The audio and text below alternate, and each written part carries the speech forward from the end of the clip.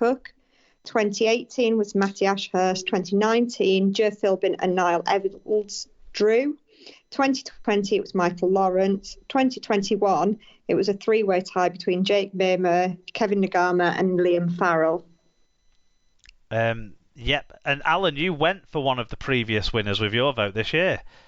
Yes. I went for Matty Ashurst. And I'll tell you my rationale for choosing an underrated player. Now, I'm not saying that this is right. I'm just saying this is my rationale. I always start in the second row. Okay? I think second rowers are generally underrated as players. Liam Farrell is not in that conversation, by the way, and that was a bad decision last year. However, I always start in the second row. I think they tend to be underappreciated as players. And then when you get one that is clearly absolutely outstanding, then they are appreciated to the right amount, aren't they? But lots of them aren't noticed because lots of them are nowhere near as good as Liam Farrell. Potentially, some people could think that. Some people don't think that.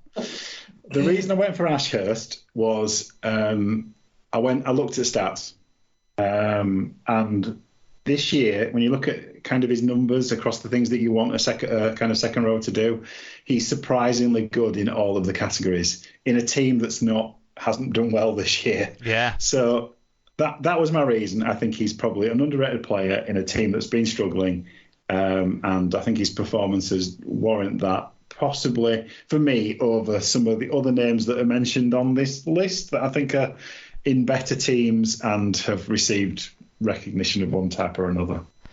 I went for Cameron Smith as my most underrated player this year, because as the dust settled on the end of the season, and when I made these votes, the Dream Team had just been announced, and I thought it was a bit of a unfairness on Cam Smith's performances this year that he wasn't in that Dream Team. He is not the best player who lines up at 13 in this competition week in, week out. Morgan Knowles clearly is. But I don't think any player played above my expectations of them more than Cameron Smith did this year. And that's what I kind of go for as underrated player. I look at a player at the end of the year who I've constantly been impressed by above the expectations that I had for them at the start of the year. And that's why I went Cam Smith. David, who did you go for? So I went for Matty Lees as the most underrated. Matty plays front row week in, week out, alongside his much more illustrious compatriots in James Roby and Alex Walmsley, but he gets through an absolute ton of work, Matty.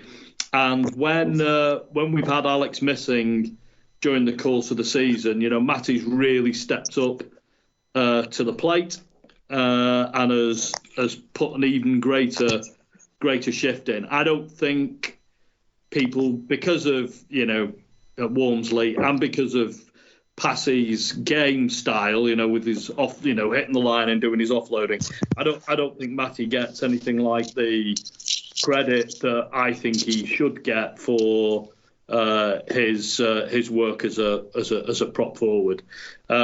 So I chose Matty. I think he's had a fabulous season. Well, he wasn't the Saints player that won it, but it was a St Helens player that won it. Kind of a bit of a combination of all factors, maybe, in the end. But 45 players got votes. Lots of players got multiple votes, but no one got more votes than Joe Batchelor with 6% of the vote. I mean, it's small, but it's the most, so he wins the award.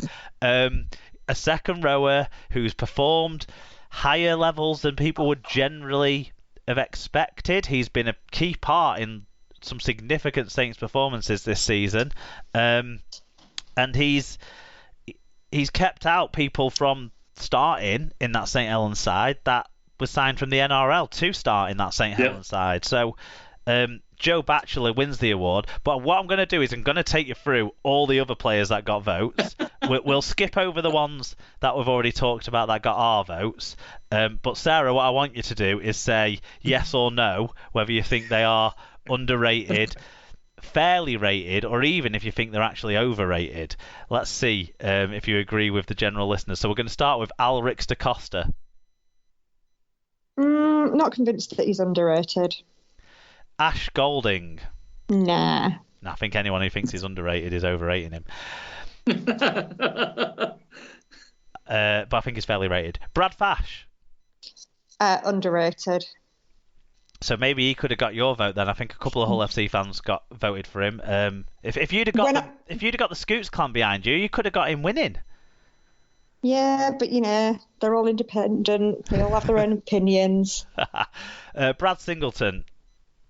Nah, don't think he's underrated. No, I think fairly rated at this stage of his career. Brodie Croft. Now, the person who voted for Brodie Croft did explain that they thought he was underrated at the start of the year.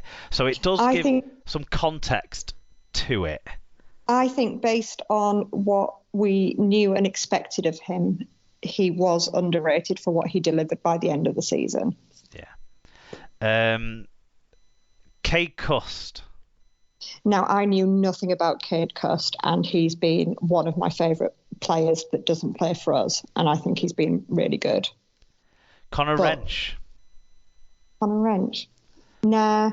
No. Danny Levi. Danny Levi, who's leaving Huddersfield because he's got homesick now NRL clubs want him to play for them again. It's crazy. He's a real mixed bag.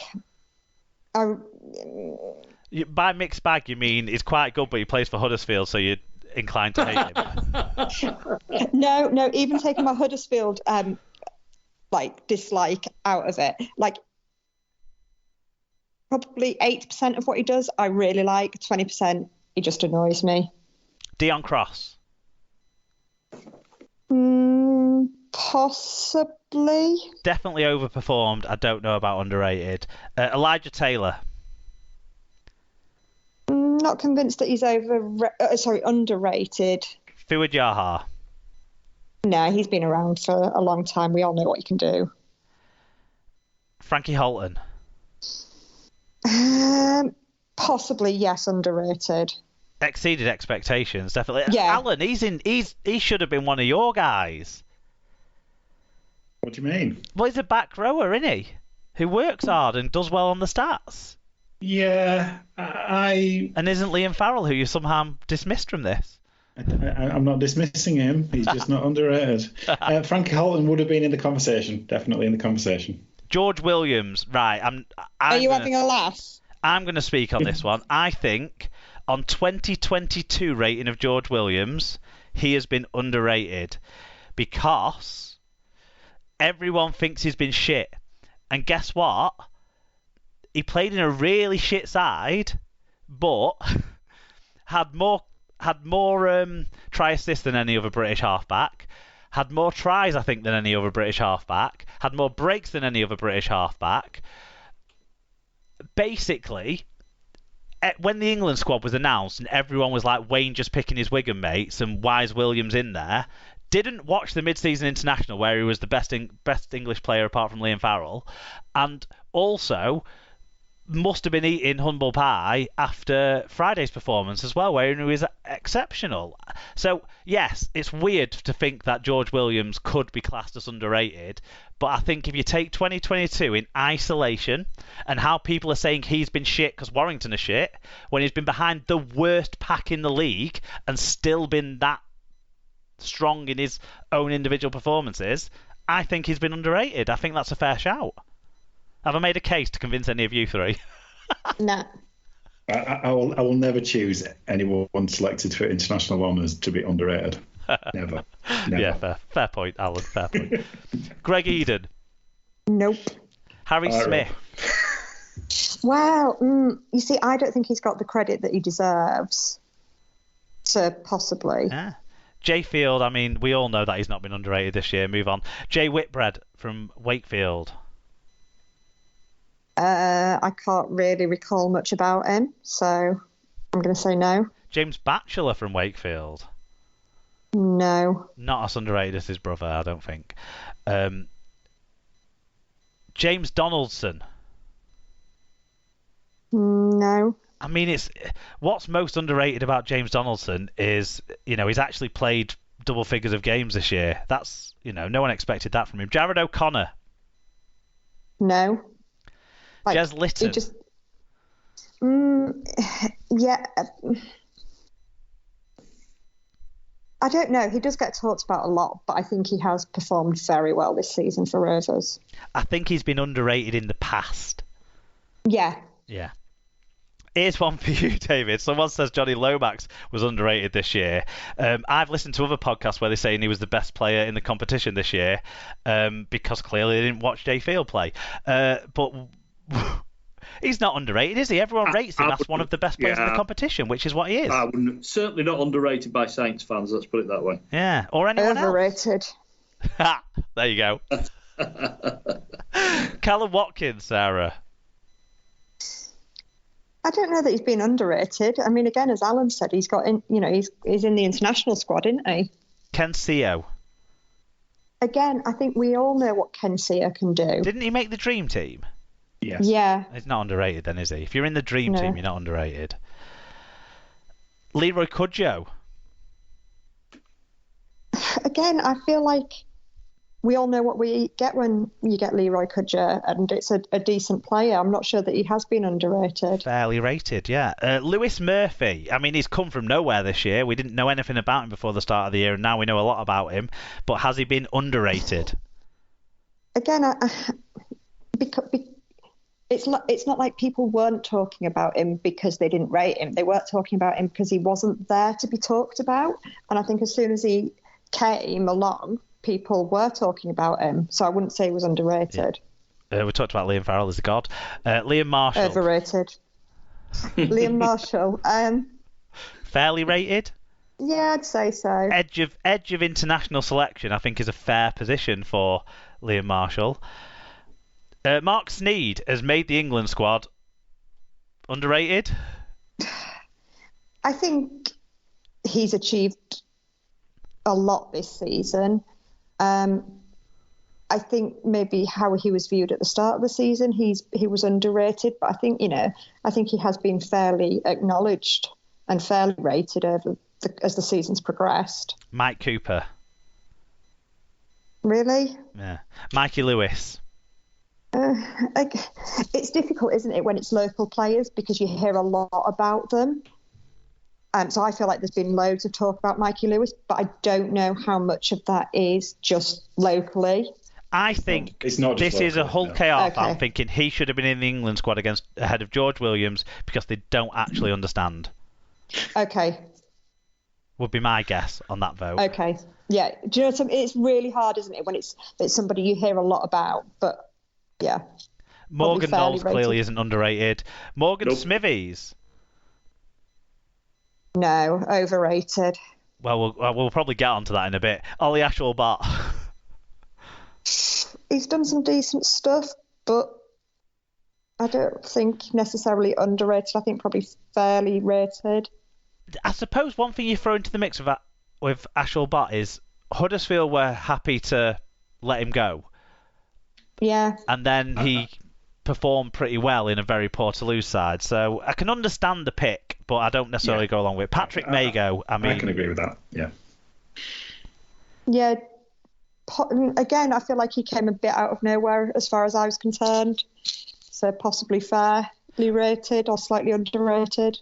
Ricky Latelli, and I'll add context to this one because I believe the people who voted for Ricky Latelli were doing it on the basis of he didn't get in the Dream Team squad and his performances arguably deserved that, which would be one way of judging underrated, I suppose.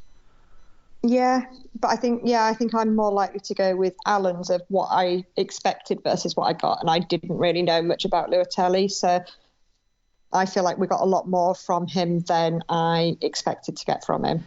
So Ryan Briley? Nah. Ryan Hall? Are you having a laugh? Sam Hewitt?